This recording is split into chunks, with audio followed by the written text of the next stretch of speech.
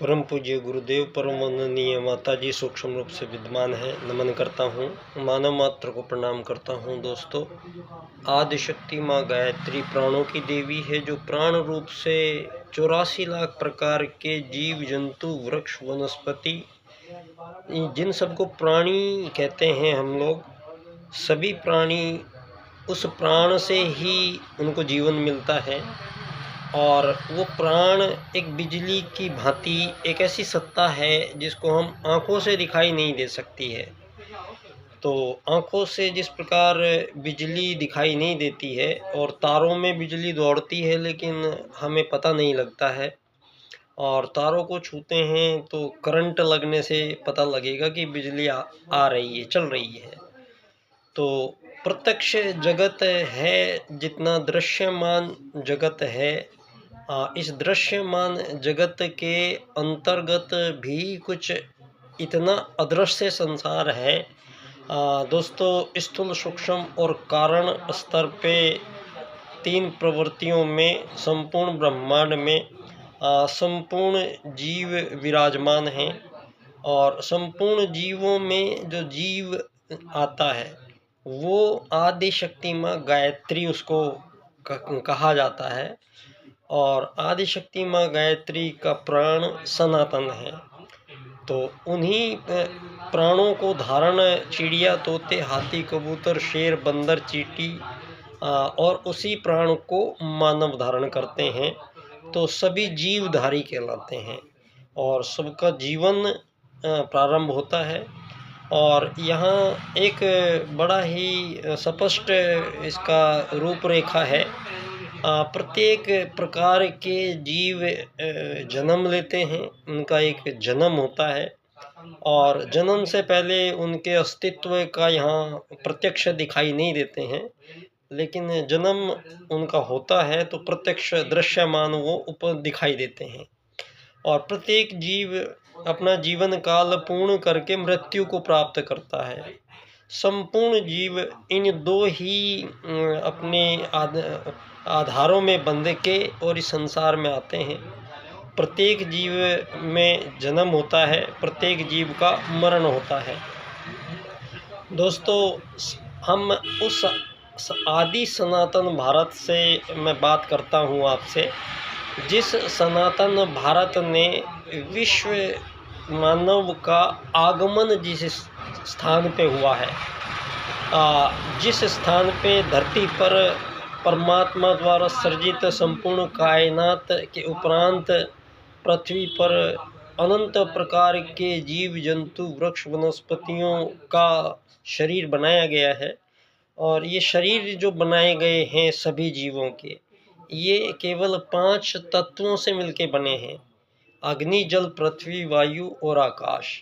ये 5 तत्वों से मिलके ही चींटी बनती है, इन 5 तत्वों से मिलके ही हाथी बनता है, इन 5 तत्वों से मिलके ही मछली बनती है, इन 5 तत्वों से मिलके ही मानव बनता है, इन 5 तत्वों से मिलके संपूर्ण जीव बने हैं। तो एक समानता संपूर्ण जीवों के शरीर में का जहाँ बात करते हैं, तो एक प्रकार से संपूर्ण जीवों के शरीरों का निर्माण एक ही पदार्थ से हुआ है। अब हमारे सनातन भारत में दोस्तों, हमारे वेद हमें 2 सूत्र प्रदान करते हैं, और ये 2 सूत्र प्रथम आए हैं। प्रथम सूत्र है आत्मवत् सर्वभूतेषु, और दूसरा सूत्र है वसुधैव कुटुंबकम। अब जो भी धरती पर प्रथम मानव आगमन यहाँ हुआ है भारत में, अभी ये बात संसार के समक्ष आ भी गई है।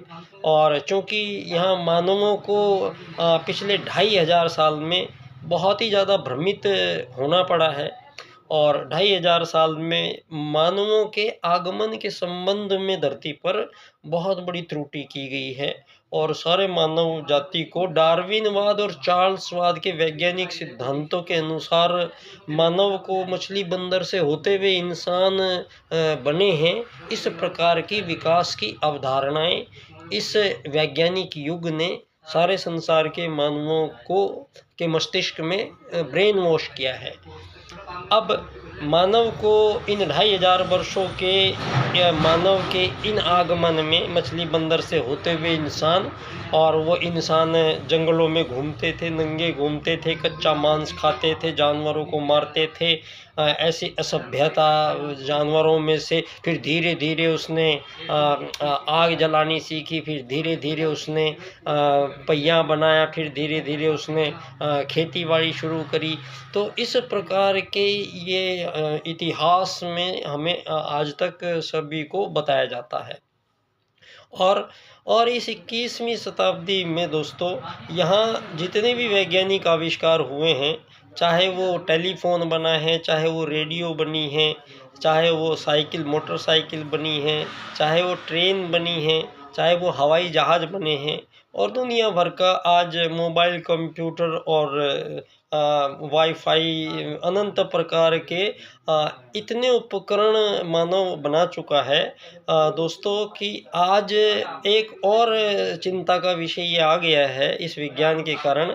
एक तरफ मानव की पहचान से संबंधित जो ज्ञान दुनिया को दिया गया है, ये पूर्ण रूप से भ्रमित करने वाला, और ये पूरी तरह झूठ का पुलिंदा सारी दुनिया के सामने इन्होंने रखा है, और इस विज्ञान का आधार इन्होंने बनाया है। और ये दोस्तों इस समय जब हम आपसे इस सनातन भारत से बात करते हैं, तो ये बड़ा समय विशेष है। हम जिस समय पे आपसे बात कर रहे हैं, ये विशेष समय है।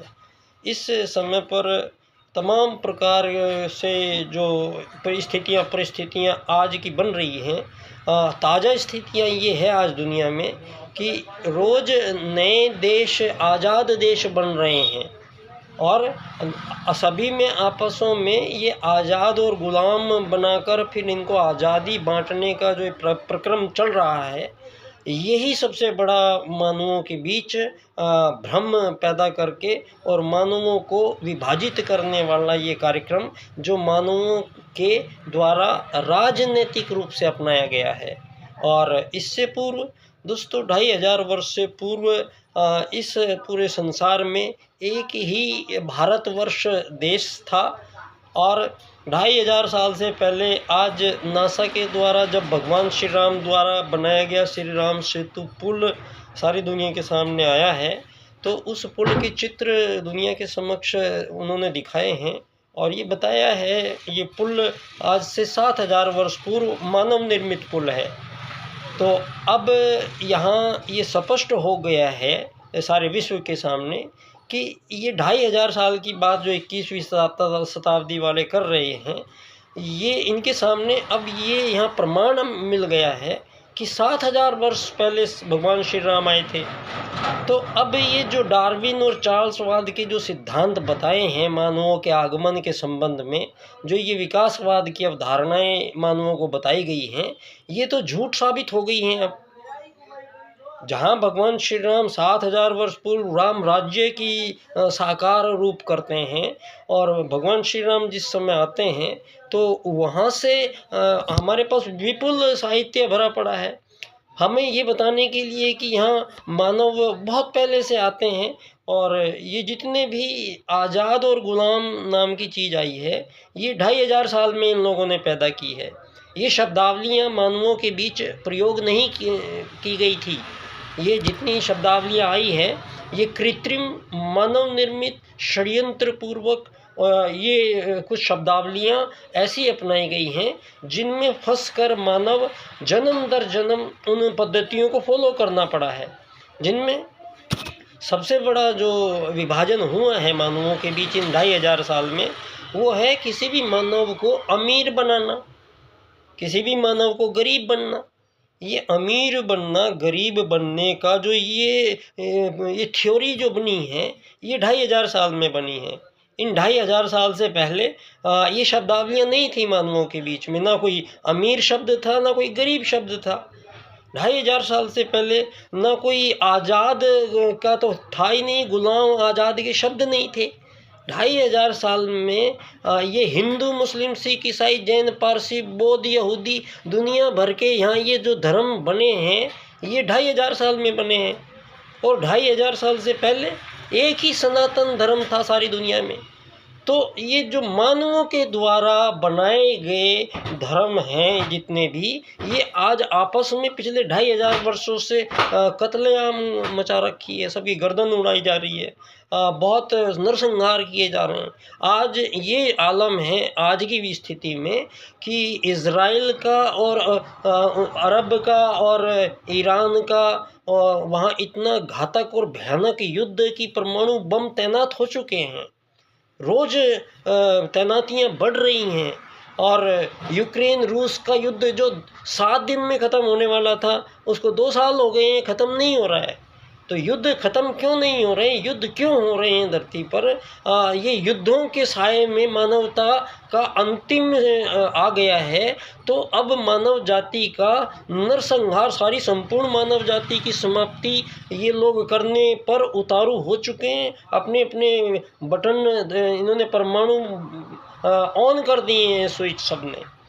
तो ऐसे में परम पूज्य गुरुदेव इस धरा पर आए हैं, साक्षात महाकाल दशम अवतार के रूप में, प्रज्ञा अवतार के रूप में हमारे बीच आए हैं। और हमारे बीच आकर उन्होंने आते ही युग परिवर्तन कहा है। युग परिवर्तन, तो युग का मतलब होता है हजारों साल। तो ये जो पिछले हजारों साल आए हैं और मानवों ने इन हजारों सालों में जितनी भी गलतियां की हैं, उन सभी गलतियों को परम पूज्य गुरुदेव उन सारी गलतियों का निराकरण विचार क्रांति अभियान के अंतर्गत करते हैं। और इतनी लंबी विचार श्रृंखला उन्होंने यहाँ पर, जो आज मानव जिन विचारों से चल रहे हैं, इनके पैरेलल एक सारे विश्व को एक ऐसी विचारों की श्रृंखला परम पूज्य गुरुदेव युग निर्माण योजना के अंतर्गत प्रदान करते हैं। युग साहित्य के रूप में तमाम विश्व की संपूर्ण समस्याओं का समाधान यहाँ प्रस्तुत किया जा चुका है महाकाल द्वारा। और ये युग परिवर्तन का समय है और इस समय को बड़ा विशेष बताया है। तो महाकाल परम पूज्य कहते हैं, गुरुदेव कहते हैं, महाकाल जब आते हैं तो पहले तांडव मचता है। तो ये तांडव का समय है।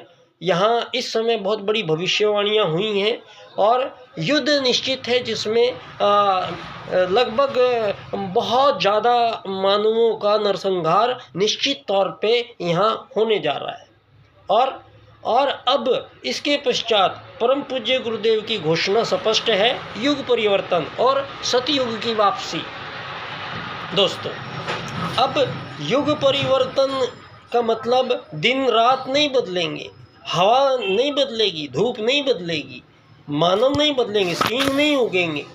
तो बदलेगा क्या यहाँ? फिर बदलेंगी वो चीज़ें यहाँ पर जो 2500 साल में मानवों ने आपस में ऐसी शब्दावलियाँ जो घड़ी हैं जिनका कोई आधार नहीं है। यहाँ आत्मत सर्वभूतेषु के सूत्र के अनुसार हमारे प्रथम जो ऋषि वैज्ञानिक आए हैं, यहाँ आज आप ये 21वीं शताब्दी में सारी खोजें इन पश्चिम वाले अपने अपने नाम करके बैठ गए हैं, अपने अपने नाम के कॉपीराइट्स निकाल रखे हैं। हवाई जहाज कोई ब्रदर्स ने बनाए थे बताते हैं, तो हमारे तो महर्षि भारद्वाज ने हजारों साल पहले ही वायुयान बनाए थे। और जब भगवान श्री राम का अस्तित्व सिद्ध होता है तो रावण के पास पुष्पक विमान सिद्ध होता है, तो फिर कॉपीराइट रावण को जाएगा या ब्रदर्स को जाएगा? आपने रसायन की खोज आप बताते हो कि आपने की है, तो मैं आपको आज हमारे उन ऋषियों के बारे में बताना चाहूँगा जिन्होंने ये सारे विज्ञानों को जन्म दिया है। तो यहाँ कॉपीराइट्स किसका बनता है, इस बात पर हम बात करेंगे। तो हमारे ऋषियों में गुरु द्रोणाचार्य, विश्वामित्र जी, परशुराम जी, वो धनुर्विद्या में पारंगत थे और ये शस्त्र निर्माण और शस्त्र संचालन की शोध और शिक्षा के कार्य में आताउम्र संलग्न रहे ताकि ये असुरता को परास्त कर सके। यहाँ से धनुर्विद्या से यहाँ से प्रारंभ हुआ हथियारों के निर्माण का, अनुसंधान का। और ऐसे हथियार जो उनके ब्रह्मास्त्र तुल्य हथियार जो थे, जो परमाणु बम से बहुत ज़्यादा घातक थे। यहाँ हमारे ऋषि महर्षि चरक आए।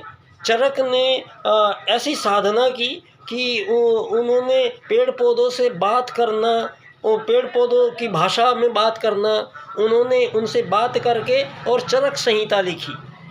यहाँ वाघ भट्ट, अश्विनी कुमार, धन्वंतरी, हमारे ऋषि, ये सारे के सारे स्वास्थ्य संबंधित और चिकित्सा के रहस्यों को ढूंढा उन्होंने और सर्वसाधारण को मानव समाज के लिए प्रस्तुत किया हमारे ऋषि मुनियों ने।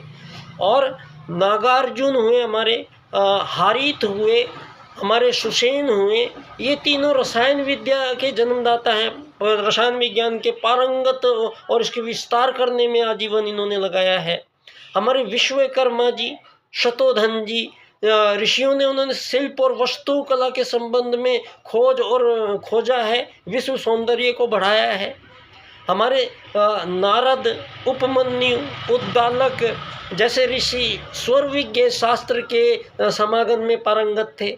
उन्होंने गान वाद्य की कला के मर्मों से जनमानस को आंदोलित किया और उनके रसास्वादन की विधान उनको समझाया। उत्कच, विदुद, महानंद जैसे ऋषि हमारे हुए जिन्होंने कृषि पशुपालन का विज्ञान विकसित किया। उत्कच हमारे पशुपालन में विशेष तौर से व्यास परंपरा के ऋषियों ने शास्त्र रचना की मुहिम संभाले रखी। सूत परंपरा में हमारे ऋषि प्रवचन करता थे। चाणक्य, याज्ञवल्क्य जी, कण्व ऋषि, धौम्य ऋषि, हमारे इन ऋषियों द्वारा विश्वविद्यालय स्तर के गुरुकुल उस काल में चलाए जाते थे। सारे संसार को यहाँ से ज्ञान दिया जाता था। यहाँ हमारे कपिल हुए, कणाद हुए, गौतम हुए, पातंजलि हुए, ये सारे दार्शनिकों के द्वारा विश्व मानव की बौद्धिक क्षुधा को बुझाने के लिए इन लोगों ने ऐसे अनमोल साहित्य का सृजन किया है जो आज तक भी शोध के विषय हैं।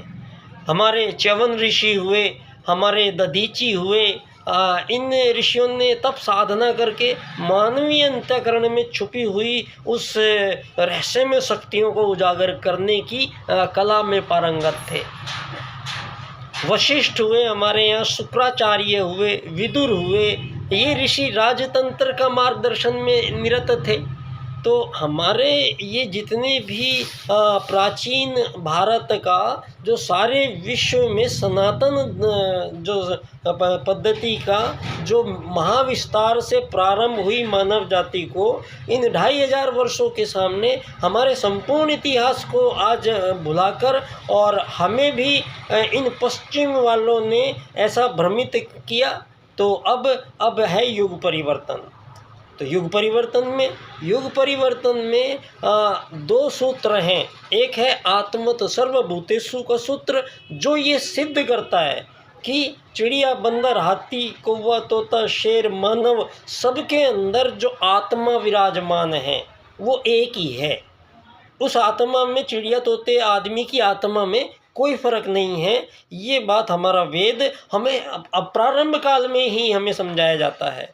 दूसरा, अब ये जो मानवों के बीच विभेद आए हैं इन पिछले 2500 वर्षों में, ये अमीर बनेगा, गरीब बनेगा, मालिक बनेगा, नौकर बनेगा, ये जो शब्दावलियाँ आई हैं धरती पर, इन शब्दावलियों का समापन करने का कार्य राजनीति में प्रस्तुत किया गया है परम पूज्य गुरुदेव के निर्देशन में।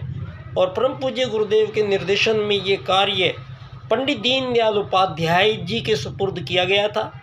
पंडित दीनदयाल उपाध्याय जी मथुरा जिले के चंद्रभान नंगला गांव के थे, जिनका जन्म धानक्या स्टेशन जयपुर राजस्थान में हुआ है, जिनकी जन्म स्थली पर परम पूज्य गुरुदेव के सूक्ष्म निर्देशन में मेरे पिछले 25 साल में यहाँ हो गए हैं।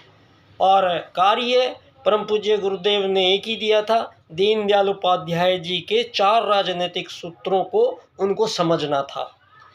तो मुझे समय काफ़ी लगा, लेकिन मैंने गुरुजी के निर्देशन में और अपने देव संस्कृति विश्वविद्यालय शांति कुंज हरिद्वार के द्वारा मुझे इस स्तर की तैयारी करने का मुझे परामर्श, मार्गदर्शन सतत मिलता रहा, मुझे पोषण मिलता रहा। और आज मैं समस्त विश्व के सम्मुख ये घोषणा करता हूँ कि विश्व को एक नई राजनीति ऐसी प्रदान की है दीनदयाल उपाध्याय जी ने, जहाँ सारी धरती पे अमीर गरीब मालिक नौकर का विभेद का तो समापन होता है, और जितने युद्ध शोषण वध हत्याओं के लंबे सिलसिले चल रहे हैं इन सब का एक ही दिन में समापन होता है।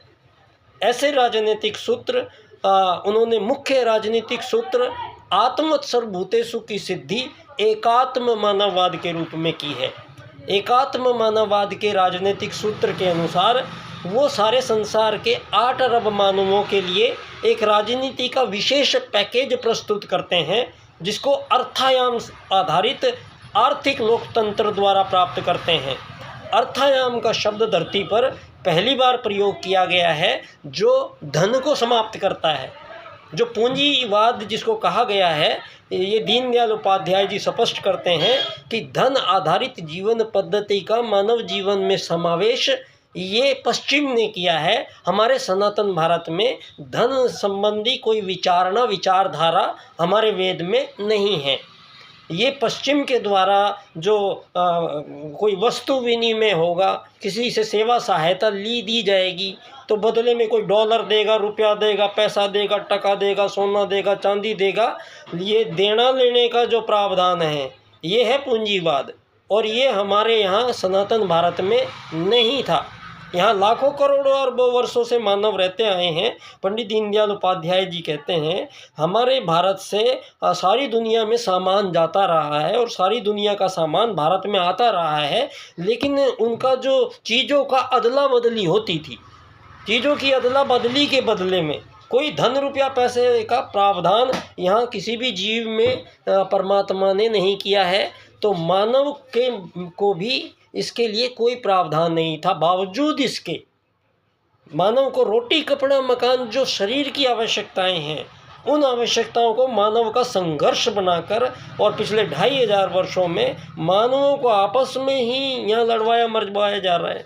सारी दुनिया आपस में लड़ मर रही है यहाँ पे, जबकि उनका लड़ने मरने का कोई कारण ही नहीं है। सब अपनी अपनी जीवन लेके आए हैं, अपनी अपनी आयु लेके आए हैं, अपने अपने आप परमात्मा से जुड़े हुए हैं, अपना अपना जीवन जीते हैं, फिर भी सारी दुनिया आपस में यहाँ लड़ रही है। उस कारण जहाँ सारे भ्रम पैदा किए गए हैं, ये पश्चिम की भोगवाद की राजनीति ने, इस पूंजीवाद की राजनीति ने, तो आज सारी दुनिया में जो लोग सबसे ज़्यादा प्रभावित हुए हैं वो हुए हैं इस दूषित राजनीति की वजह से।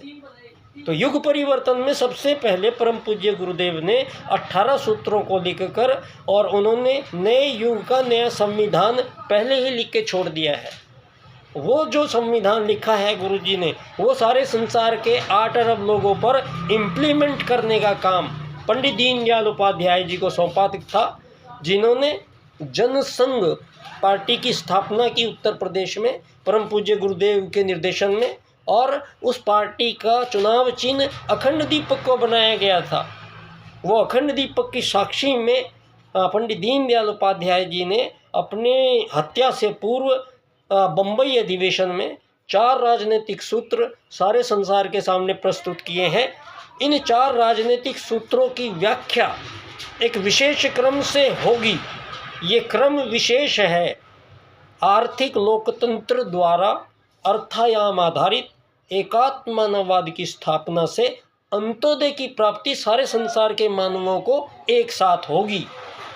तो दीनदयाल उपाध्याय जी का ये युग परिवर्तन में विश्व को एक नई राजनीति, जहाँ ना कोई लड़ाई होगी, ना कोई युद्ध होंगे, ना कहीं कोई अमीर होगा, ना कोई गरीब होगा, ना मालिक होगा, ना कोई नौकर होगा, सभी एक यात्री की भांति ट्रीट किया जाएगा।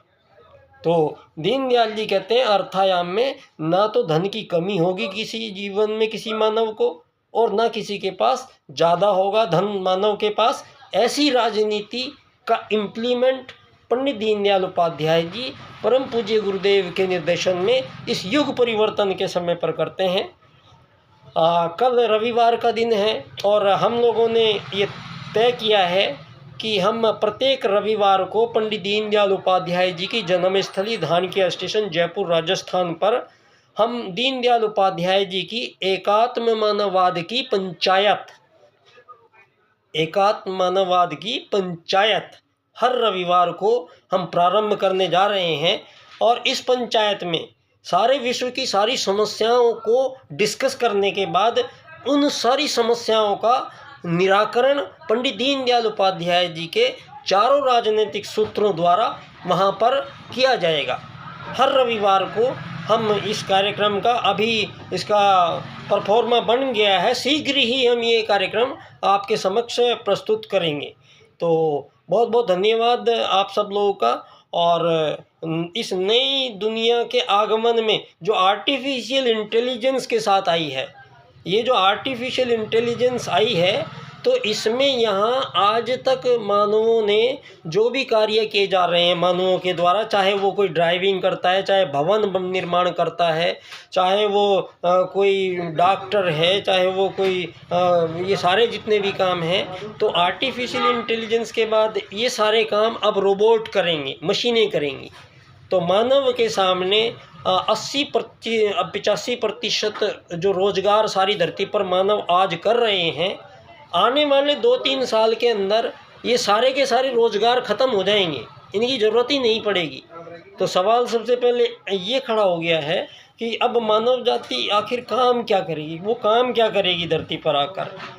तो दोस्तों, अब आर्टिफिशियल इंटेलिजेंस के साथ ये सिद्ध होता है कि पिछले 2500 वर्षों में मानवों से जो भी काम यहाँ धरती पर करवाए गए हैं, वो मानव यहाँ काम करने नहीं आया था, उसके लायक काम नहीं थे। ये रोटी, कपड़ा, मकान, चिकित्सा, स्वास्थ्य, सम्मान, ये करने के लिए मानव धरती पर नहीं आया था और ये उसका मूल कार्य नहीं था। आज ये रोबोट ये सारे काम कर देंगे तो मानव के सामने ये बात सिद्ध हो जाती है कि मानव इन कामों को करने धरती पर नहीं आया था, मानव जो काम करने धरती पर आया था। अब इस विषय पर चर्चा इस माध्यम से बनेगी। आर्टिफिशियल इंटेलिजेंस के आने के बाद अब धरती पर मानवों का काम क्या होगा, वो काम डिस्कस करना ही यहाँ पर एकात्म मानववाद के सूत्र से आत्मा का जो काम है वो है धर्म अर्थ काम मोक्ष प्राप्त करना, और जो शरीर का काम है वो है रोटी, कपड़ा, मकान, चिकित्सा, स्वास्थ्य, सम्मान। तो आदमी है कौन, इस सवाल का जवाब राजनीति में पहली बार प्रस्तुत किया जा रहा है, जिसका जवाब दीनदयाल जी का एकात्म मानववाद देता है। और धन, रुपया, पैसा, सोना, चांदी, इन सब का निवारण अर्थायाम करता है। और दीनदयाल जी का ये रोजगार, बेरोजगार, ये काम, नौकरियां, इन सब का समापन आर्थिक लोकतंत्र करता है। और सारे विश्व को एक समान करना, ये अंत्योदय करता है। तो इन चारों सूत्रों को मैं आपके सम्मुख दीनदयाल उपाध्याय जी की एकात्म मानववाद की पंचायत के माध्यम से हम शीघ्र ही रविवार के दिन कल मिलते हैं और आगे चर्चा जारी रहेगी। बहुत बहुत धन्यवाद बच्चा डॉक्टर।